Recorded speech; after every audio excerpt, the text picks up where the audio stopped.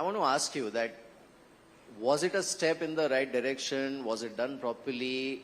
Could it have been more transparent? Because now what we have is a bit of a situation as far as electoral bonds are concerned. And when you talk of reforms, I think the biggest reform that is required in the country is actually the political system and political funding. So what is your take on that? Well, this is an area where the reform is extremely, extremely difficult. There is no doubt. And that's the reason actually, it looks so difficult that not many people even write about it. Judicial reforms, police reforms, and likewise the electoral reforms. These are very difficult territories. Specifically on the electoral reforms, I had been persuaded by the arguments that the then Finance Minister, Mr. Arun Jaitley, had made. I remember around, I think, 2018 or 2019, he had come to Columbia University where we had hosted him. And this very question was asked, whether the lack of transparency in electoral bonds was an issue.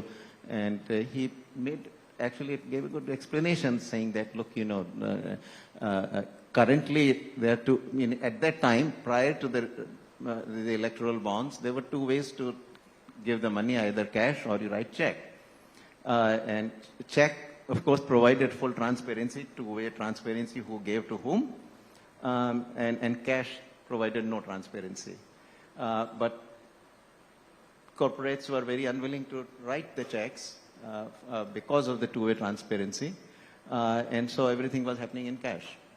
So his argument at the time was that, look, this is a halfway house where at least, you can try to eliminate, unaccounted corporate money entering the electoral process.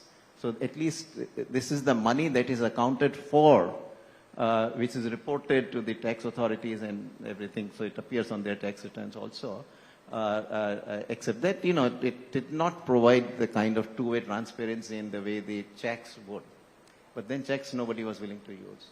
So in this sense, I thought that was certainly a step in the right direction, if not all the way to the full transparency. But it seems, given the willingness or lack of willingness of the both donors and the recipients actually to go for the two-way transparency, this was sort of a step which went halfway.